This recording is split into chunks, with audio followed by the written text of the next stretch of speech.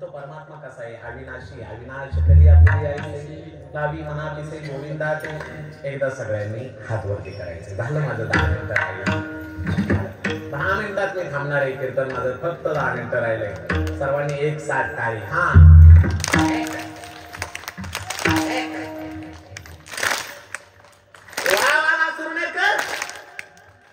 काय आवाज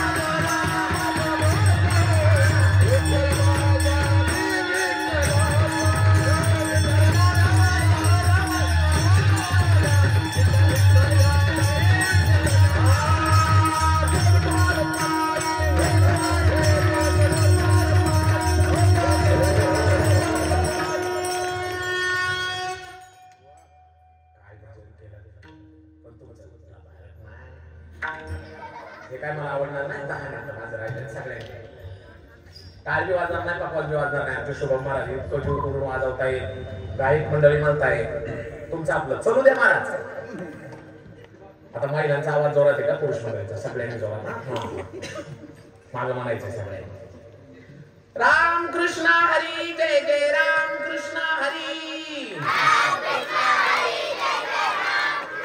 पुरुष मंडळी मी म्हणल्या पहिलं महिला नंतर पुरुष राम कृष्ण हरी जय जय राम कृष्ण हरी पुरुष मंडळी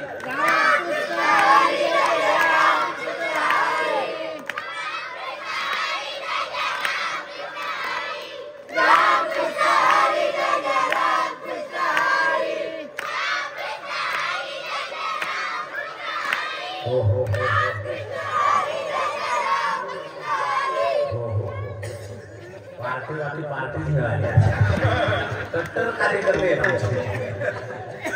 धन्यवाद असं रोज भजन ऐका पण त्याला सूरच पाहिजे असं ऐका हा पुढे बी रोज कीर्तनाला असं बसायचं काय बी प्रमाण म्हणू दे आज तुम्ही बसलाय म्हणून तुम्हाला सांगतो काय खरं प्रमाण नवीन म्हणलं तरी त्याच्या स्वर मिसळायचा तुम्ही आ म्हणा तुम्ही ला ला ला म्हणा फक्त कळून द्यायचं नाही मी तर सांगत असतो टाळकरी मंडळीला आता टाळकरी महाराज जे प्रमाण म्हणतील ते सगळ्यांनाच येतं असं काय नाही पोरांनो पण तुम्ही तोंड उघडायची हा कारण खालची लोक विचार करतात अरे ही टाळ घेऊन उभा राहिल्यात म्हणजे आपल्यापेक्षा काकणभर का होईना ही हुशारी असं कोण विचार करतं खाली बसल्या मग आपलं कुणी आ म्हणायचं ला ला ला म्हणायचं तोंड उघडायचं आता ही पोरं आहेत म्हणून ह्यांच्यासाठी 2 मिनिटं फक्त माझ्या दृष्टांत सांगतोय. 2 मिनिटं झालं माझं, 5-7 मिनिटं माझे राहिले. इकडे लक्षात ऐका पोरांनो, तुमच्यासाठी मी कीर्तनकार होतो आणि दुसरी गोष्ट मी एक शिक्षकही होतो. कोण होतो? हा, मी 10वी पर्यंत शिकवायचो. कितवी पर्यंत? 10वी. हा, मराठी आणि आणखी एक दुसरा इतिहास विषय. मी माझं डीएड झालेलं आहे. तर मी डीएड होत असताना आमची एक शाळेमध्ये, मला पुण्यामध्ये मी होतो अरण्येश्वरला, तिथून मला आमच्या शाळेने डीएड करत असताना एका शाळेवर 15 दिवस शिकवायला जावं लागतं. तिथं जसं 15 दिवस शिकवीन त्याच्यावर पुढे जर चांगलं शिकवलं तर शिक्षक व्हायचो आम्ही. म्हणजे ती एक एंट्रन्स असायची. 15 दिवस मला तिथली पुण्यातली जवळची शाळा मिळाली. आता म्हटलं 15 दिवसात पोरांची काय तयारी करायची, कशी तयारी करणार, तसं मला मार्क मिळणार होते. 6वीचा वर्ग मला मिळाला. कितवीचा? 6वी. आता म्हणलं पीटी मला वाजवायला येते. म्हणलं आपण एक एक्स्ट्रा कला दाखवायची आपली. पीटीवर सगळ्यांचं पाढे 15 दिवसात पाठ करून घ्यायचं. म्हणून पेटी वाजवून मी आपल्या सगळ्या पोरांना पाढे पाठ करायला लावले. एका दिवसाला 2-2 पाढे सगळ्यांचं पाठ करून घेतले. पण सगळ्यांनाच पाढे पाठ होतात का पोरांनो? नाही. किती प्रामाणिक त्यातली कोपऱ्यातली जी कोपऱ्यात बसणारी होती लय मारली पोरांनो. पण त्यांनी सांगितलेली, पण सर तुम्ही आम्हाला हाणं मारा, आम्हाला काय पाढे पाठ होणार? मी म्हणलं 15 दिवस आलोय, कशाला लोकांच्या लेकराला मारायचं? म्हणून मी सांगितलं, बाबांनो आम्ही काही ज्यांना पाठ होतं ते आम्ही म्हणत जाईल. पण आम्ही म्हणत असताना कोणी आ म्हणा, कोणी ला ला ला ला म्हणा, फक्त तोंड उघडा ठेवा, भांड उघड पाडू. कोपऱ्यातली म्हणलेली सर मग तर काळजीच करू नका. कुणी ला ला ला म्हणायला लागलं, कुणी आ म्हणायला लागलं. मी म्हणलं काळजी नाही करत, पण भांड उघड पाडू. 15व्या दिवशी सर येणार होते. त्याच्या आदल्या दिवशी मी डोकं लावलं, कोपऱ्यातली ती टगी उचलली, त्यांना पहिल्या लाईनीत बसवली, सांगितलेलं वजनात बसायचं. किती मी काय येऊ दे, पुढच्यांना विचारत नाही, हे मी तुम्हाला सांगतो. त्यांना पुढच्या लाईनीत बसवली. तिथं कोपऱ्यात मी हुशार बसवली. हुशारच मी पहिले बसवलं लहानपणापासून. तिथं मी कोपऱ्यात हुशार बसवली, दुसऱ्या कोपऱ्यात हुशार, मध्ये हुशार. सर आले, काय तयारी? मी मोठ्या आवाजात म्हणलं, सर सगळ्या वर्गाचं 30 पर्यंत पाढे पाठ करून घेतले. सगळ्या अहो म्हणलं सगळ्यांचं घेतल्या. सर पुढे आले, सगळ्यांना विचारलं, काय रे पोरांनो, सगळ्यांना पाढे पाठ आहेत? सगळ्यांपेक्षा या चौघांचा आवाज जोर आहे. होय सर, आम्हाला पाढे पाठ आहे. मी म्हणलं हळू.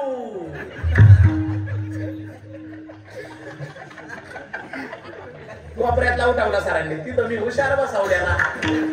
दुसऱ्या कोपऱ्यातला उठावला, तिथं मी हुशारच बसवलेला. मधला उठावलेला, तिथं मी हुशार. सर म्हणले काय तयारी आहे? कोपऱ्यातले पोरं म्हणतात तर पुढची काय? पैकीच्या पैकी मार्क तुम्हाला.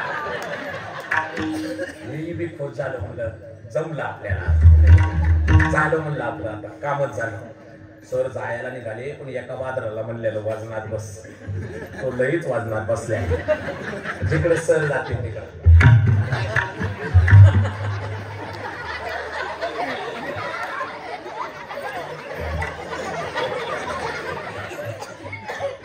सर दरवाजातून परत आले, त्याला म्हणले उठ. मी म्हणलं आता काय खरं नाही. पाढे पाठ म्हणला, पाढे पाठ आहे. त्याला सांगितलेलं वजनात बोलायचं. पाढे पाठ आहे. किती पर्यंत पाढे सर म्हणले? तो बहादर म्हणला, जेवढे पाढे तेवढे म्हणले. मन सरांनी शिकवल्या. मी म्हणलं खरे बाबा, कोणता बी कोणता बी म्हणायला बा, लिमन सरांनी शिकवलाय.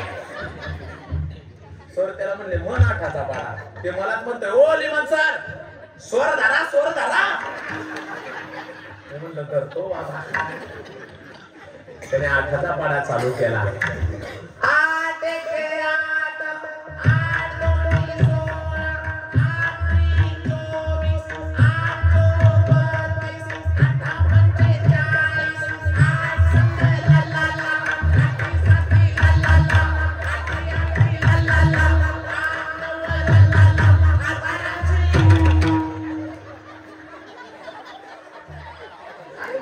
45 पर्यंत बरोबर होता ना. लिमन सरांनी सांगितलंय ज्याला कोणाला येत नाही त्यांनी कोणी आ म्हणा, कोणी ललाला म्हणा. आम्ही सगळी चौघ बसलेलो. मी ललाला म्हणतो आम्हाला कोणालाच पाडेपाठ नाही. सरांनी कालच पुढे बसावलंय. मी ललाला म्हणतो हा पिंट्या माझा मित्र, तो हा म्हणतो. येईल तैसा बोल राम कृष्ण. तुम्ही हसून घ्या, मी जाऊन येतो.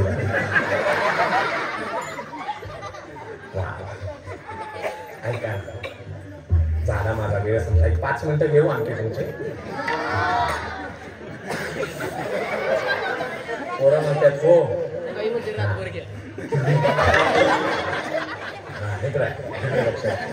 ऐका बाबा, हा जन्म परत नाहीये. त्या परमेश्वराचं भजन करा, त्याचं चिंतन करा. असं जीवनामध्ये जीवन जगा की तुम्ही गेल्यानंतर मागे फिरते नाही. अरे गेले माझे ज्ञानोबा, ज्यांचा समाधी सोहळा आपण करतोय ना, काय जगले महाराज, काय जगले. त्रास झाला हो. आज हजारोनी समाज इंद्रायणीमध्ये स्नानासाठी तर पडतो.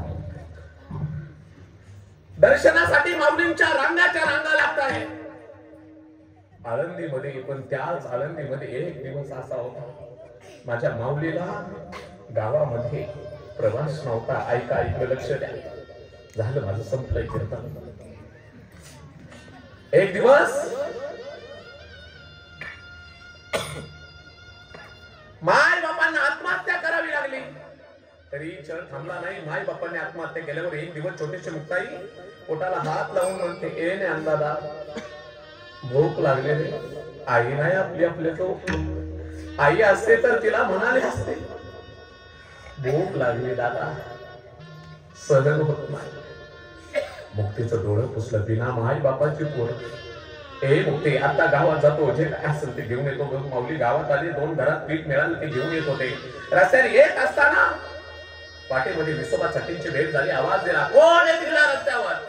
काका, मी विठ्ठल पंतांचा ज्ञान. कोण? संन्यासाचा करता? कशाला आलास? काका, आम्ही नाही हो येत तुमच्या गावामध्ये, पण छोट्याशा मुक्ताईला भूक लागली. पोटाला हात लावून म्हणाली ती, ज्ञानदादा भूक लागली माझ्यासाठी नाही हो काका, माझ्या मुक्ताईला भूक लागली, तिच्यासाठी आलो. जास्त नाही फिरलो. 2 घरामध्ये पीठ गोळा केलं, ते घेऊन चाललोय बघा. थोडस पीठ एक धरली झोळी, तशी टाक टाक झोळी पाठवून टाकली. माऊली म्हणतायत, नका ना काका, अहो माझ्यासाठी नाही काका, माझी मुक्ताई जेवली नाही हो काका, मुक्ताई जेवली नाही. खाली पडलेलं पीठ माऊली गोळा करतायत, त्याच्यावर विसोबासाठी नाचतायत. पायाला हात लावून, काका नका ना, पाया पडतो काका, माझी मुक्ताई जेवली नाही हो काका, माझी मुक्ताई जेवली नाही. एवढा त्रास समाजाने दिला, पण या समाजाचं कल्याण व्हावं म्हणून ज्ञानेश्वरी लिहिली. समाधी सोहळा झाला बाबांनो. अरे माझे माऊली जात असताना समाज रडत, याच्यामध्ये काय नवले. वारकरी रडतील, संत रडतील, याच्यात काय नवले. कधीच प्रवृत्तीवर न येणारे निवृत्ती दादा सुद्धा रडताय. निवृत्ती म्हणे करिता समाधान, काही केल्या मन राहत नाही. अवज्ञा येणे केली नाही कधी, गुरु शिष्य परण सिद्धी मेले. गेले माझे माऊली समाधी घेऊन, पण आजही त्यांचे कीर्ती आजरामध्ये. गेले दिगंबर ईश्वराले होते त्या कीर्ती जगाचे. ज्यावेळी जाल ना, कीर्ती रूपाने पाठीमागे राहा, कीर्ती रूपाने पाठीमागे राहा. मी छत्रपती शिवाजी महाराजांवर खूप बोलत असतो. काय जगला माझा राजा, काय जगला. अरे काय केलं होतं माझ्या राजाने असं, तुझं नाव घ्यावं, त्याचं नाव घ्यावं, आणि आपल्या अंगावर काटा घ्यावा, आपल्या अंगावर काटा घ्यावा. काय केलं होतं माझ्या राजाला, त्याच्या कीर्ती महाराष्ट्राचा.